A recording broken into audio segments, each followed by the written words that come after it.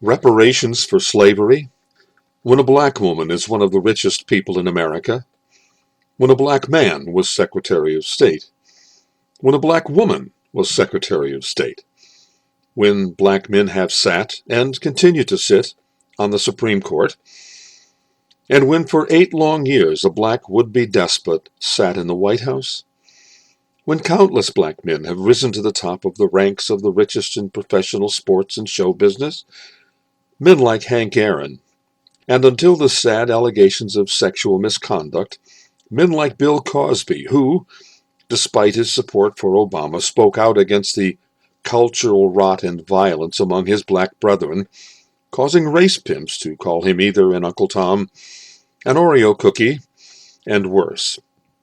And how about liberation theology? Liberation from what?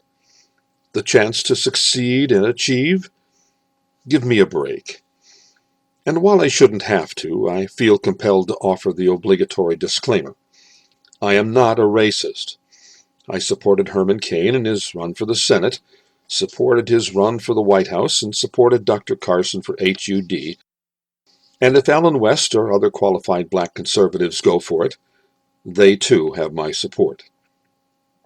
I also consider Thomas Sowell and Walter Williams two of the finest economists and minds extant today. In case you don't know them, both men are black.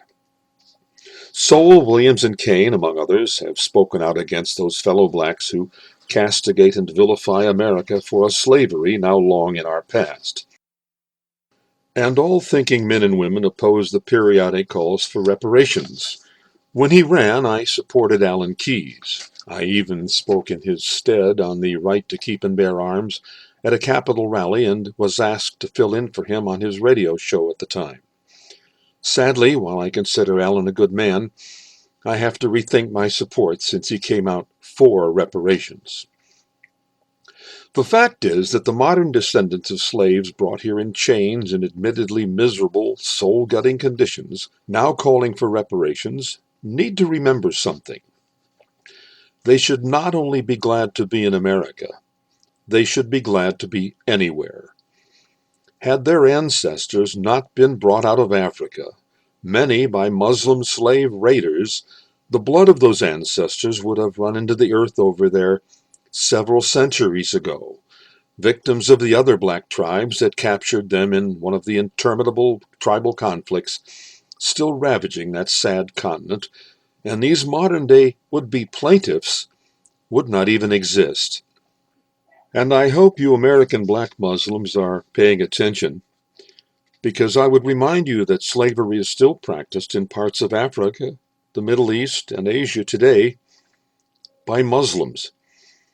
How ironic that disgruntled American blacks are embracing a system that participated mightily in their initial bondage and would, if Islam takes root here, probably put any who reject Islam or aren't sufficiently Muslim into bondage, or along with all the Christians, to the sword.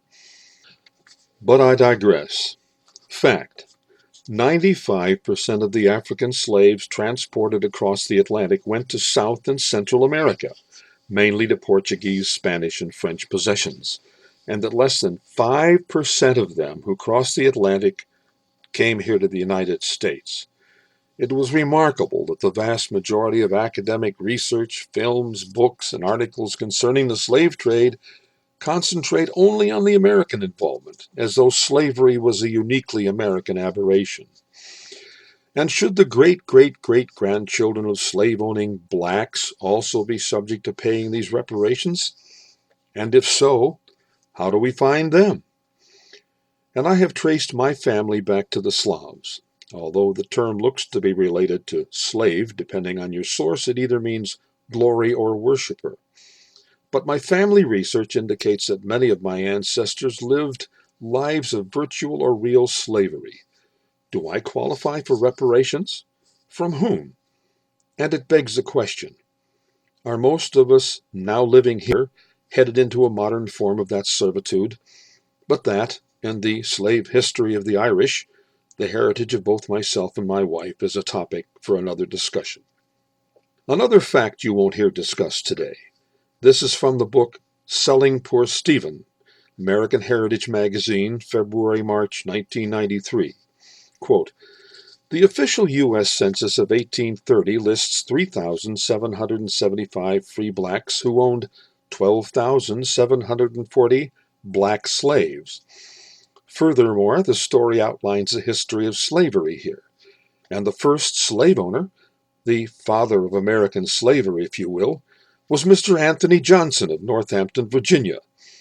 His slave was John Casor, the first slave for life. Both men were black Africans.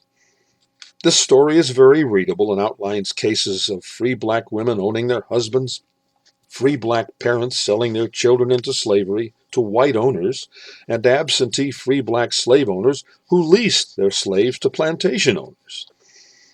Of course, a full telling of black history would not be complete without a recitation of the origin of slavery in the Virginia colony. You might refer to the Virginia Guide to the Old Dominion. A few more salient points on the subject.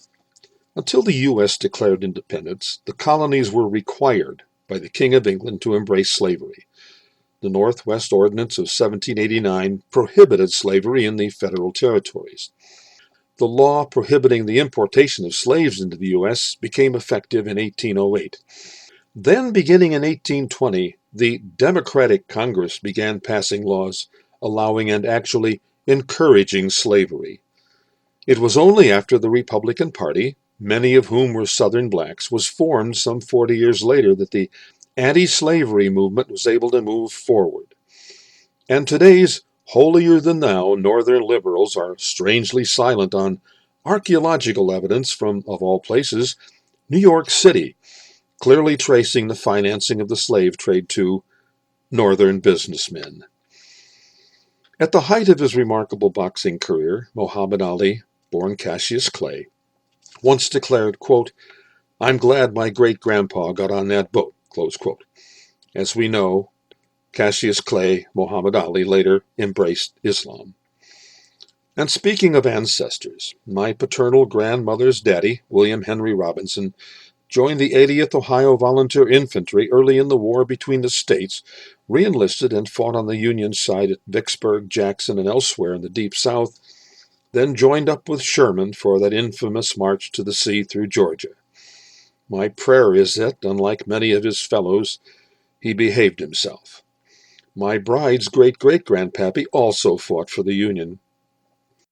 While we revere the memory of our ancestors, inasmuch as that conflict was less about slavery than it was the economic exploitation and abuse of the South by the North, I fear they may have been on the wrong side.